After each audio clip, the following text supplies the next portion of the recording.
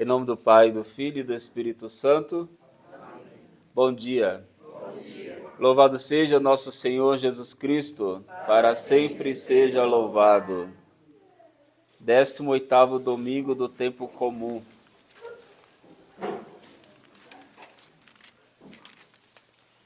O Evangelho é de São João, capítulo 6. Se não fosse a solenidade de Nossa Senhora da Assunção no próximo domingo, daríamos continuidade ao Evangelho de João, capítulo 6, no próximo domingo. Comer a condenação. Jesus afirma categoricamente: eu sou o pão da vida. Palavras do Senhor. Note uma coisa bem interessante, que nós chamamos a atenção desse povo aqui. Os vossos pais no deserto comeram maná e morreram. Por que morreram então? Jesus está falando que come esse outro pão, que aqui já entendemos que é o pão da Eucaristia. Quem come esse pão não morre? Mas o que aconteceu com todos os santos canonizados pela igreja? Todos eles não morreram? Como que Jesus afirma que quem come desse pão não morre, mas vive? Eu sou o pão que desceu do céu. Se entende perfeitamente que esse povo no deserto murmuravam contra Deus. Nosso Senhor aqui fala: os vossos pais murmuravam no deserto, comeram esse pão e morreram. Então, em resumo, seria exatamente isso. Então, qual a razão de comer e morrer? E por lógica, não se trata da morte corporal, pois todos comem desse pão, todos que comeram desse pão morreram. E aquele que come a hóstia sacrossanta, o preciosíssimo corpo e sangue de nosso Senhor, também vão morrer fisicamente. Mas se trata da morte eterna, da morte da alma. E temos que aprender uma coisa que está no catecismo da Igreja Católica. Uma coisa é o sacramento da Eucaristia, outra coisa é a virtude do sacramento da Eucaristia. Muitos se aproximam e recebem o sacramento, poucos recebem a virtude desse sacramento. São coisas bem diferentes. Embora ali seja Cristo por inteiro, mas nem todos recebem os frutos desse precioso sacramento. E veja bem, quantos são os que comungam e morrem? O que aconteceu com Judas? Se entende que ele participou ali da última ceia, que Nosso Senhor deu o pão consagrado para ele, no entanto, o inimigo entrou nele. Então ele recebeu uma maldição, o pão que Cristo consagrou foi a maldição? Não. O problema estava em Judas e não no pão que Cristo consagrou. Judas não recebeu nada mal, mas ele sendo mal, recebeu mal o bem. Então Judas recebeu o sacramento, mas ele não teve condições de receber a virtude do sacramento. Essa coisa é diferente. E assim acontece nos dias de hoje. Não se deve se aproximar da Santa Eucaristia com pecados mortíferos, tendo a consciência de que cometeu pecado mortal. Jamais devemos nos aproximar desse precioso sacramento com uma alma manchada com o pecado que tira a vida da alma. Então aquele que faz isso tem um comportamento de Judas. Recebe algo muito bom, muito precioso, mas recebe mal. Então, antes de se aproximar, examina a tua consciência. Porque os nossos pais no maná no deserto comeram o pão que Deus mandou. Lógico que tem uma diferença enorme. Aqui é Jesus em seu corpo, sangue, alma e divindade. Ali não, mas no entanto, era um dom vindo de Deus. Deus providenciava o alimento para o povo, mas um povo de coração duro murmuravam contra Deus. Então, dada a sua má vida, a sua murmuração, morreram. Aqui se entende a morte espiritual. Aqui é muito mais precioso do que aquele maná do deserto. Aqui é o corpo e o sangue de nosso Senhor. E quem recebe o sacrossanto corpo de Cristo com alma manchada em pecado mortal, recebe a sua própria condenação. Morre como morreram nossos pais no deserto. Comeram o maná no deserto e morreram. O maná não era mal, mas eles comeram mal o maná do deserto. A gente sempre está dando essa orientação, eu falo, dou essa catequese, outros padres, com a graça de Deus, dão também essa catequese. Eu acredito que não é o nosso caso aqui, graças a Deus, louvemos a Deus por isso, mas é comum muita gente se aproximar da fila da comunhão, tendo consciência de cometer o pecado mortal, mas vai lá e recebe a Santa Comunhão. Sabe que não deve, mas se aproxima e recebe a hóstia sacrossanta. E esse, aquela categoria de povo chato, irritante, que não é chato conversar com esse tipo de gente, porque ela quer ser mais do que a igreja, quer ser mais do que Jesus Cristo, quer saber mais do que os doutores da igreja, quer saber mais do que o catecismo. Você está falando não é para fazer porque está no catecismo, e a pessoa inventa uma série de desculpas. Não, mas eu posso, eu mereço. Até aquela frase que muitos usam. Não, mas Jesus veio para os pecadores. Então por que eu não posso receber Jesus na Eucaristia?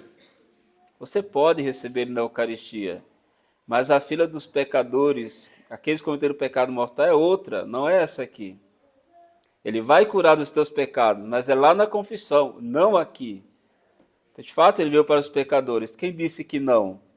Mas aqui, para receber a hóstia sacrossanta, somente aqueles que estão livres dos pecados mortais, apagados no sacramento da confissão.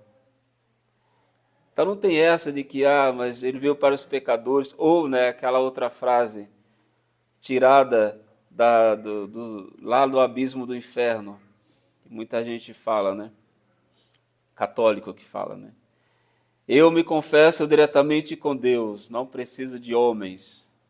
Quem colocou isso aqui na cabeça de muita gente, por lógica não foi o Divino Espírito Santo, mas Satanás querendo semear o erro para todos os lados. Muita gente vai com essa ladainha, Fica 10, 15 anos sem se confessar, mas não se afasta da comunhão de jeito nenhum. Então, essa pessoa recebe a Eucaristia, mas não recebe os frutos, as virtudes do sacramento. Para essa pessoa, pode ser causa de morte, morte na alma. Para aquele que recebe bem, é causa de vida. Então, por isso, Nosso Senhor faz essa comparação, que os pais lá no deserto comeram maná e morreram. Ou seja, receberam mal, o dom de Deus. Não custa repetir, o maná era uma coisa, aqui é algo extremamente precioso. Não se compara o maná lá do Antigo Testamento para o pão que vem aqui no altar. Aqui é Cristo em seu corpo, sangue, alma e divindade. Este é, pois, o pão que desceu do céu, para que o que dele comer não morra. Quando a gente vê essa passagem aqui, está se referindo à virtude do sacramento e não ao elemento sensível do sacramento. Essa passagem refere-se ao que come interiormente e não àqueles que comem exteriormente. Também não é a nossa realidade aqui, mas é comum a gente ver, a pessoa vai para a fila, recebe a comunhão, recebe de mau jeito, não tem zelo nenhum pela Eucaristia, vai lá para o seu banco, em vez de fazer um momento de oração, vai conversar, ou vai lá responder mensagem do WhatsApp, ou já fica preocupado que hora vai acabar essa música para dar a bênção final e irmos embora. Essa pessoa recebeu apenas o sacramento, mas as graças não. Então, aquele que recebe bem, vem para a fila, recebe com dignidade, volta para o seu banco, faz a sua ação de graça, conversa com Cristo, aproveita o momento para estar com o nosso Senhor, e esse recebeu não só o sacramento, mas também recebeu as virtudes que vêm do sacramento. Essa é a grande diferença que nós temos que fazer. Esse pão que dá vida refere-se àqueles que recebem no coração, e não aqueles que o trituram com os dentes. Tá? Aqui eu vou triturar a hóstia sacrossanta, tá bom? Cadê a oração? Cadê o propósito de mudar de vida? O nosso catecismo deixa os efeitos do sacramento da Eucaristia, as virtudes da Eucaristia. E vale lembrar aqui, já estou encerrando o discurso. Primeiro, aumenta a graça santificante, desenvolve a vida da alma. Então, se você confessa seus pecados mortais e depois vem e recebe a Santa Comunhão aumenta o seu estado de graça. Coisa preciosa isso aqui. Te fortalece a hóstia sacrossanta. A Divina Eucaristia aumenta a caridade, dá graças atuais que levam à prática de ato desta virtude. Então, de repente, você não é tão virtuoso, melhor, não é tão caridoso com o próximo, até gostaria de ser mais caridoso, mas quando a gente recebe a Eucaristia, o próprio Cristo vai nos aumentando essa graça, a virtude da caridade que precisamos para com Deus, para com o próximo e para comigo. E nos dá graças atuais, ou seja, eu posso vencer uma batalha, posso vencer uma tentação, posso ter uma inspiração, enfim, muitas coisas vêm desse sacramento. Perdoa os pecados veniais de modo imediato. Então, se você teve a infelicidade de cometer uma falta leve até chegar aqui, a Santa Comunhão pode perdoar os pecados veniais, os pecados mortais só na confissão. Preserva-nos do pecado mortal, porque nos habilita a lutar contra as investidas do demônio. Então, preserva-nos do pecado mortal. Tem uma força que vem somente desse sacramento, que nos dá força, para que na hora daquela nosso defeito dominante chega, a gente tem força para vencer as investidas do demônio. Enfraquece a concupiscência, é um penhor de ressurreição gloriosa dos corpos. Cristo prometeu: o que come a minha carne e bebe meu sangue tem a vida eterna, e eu o ressuscitarei no último dia.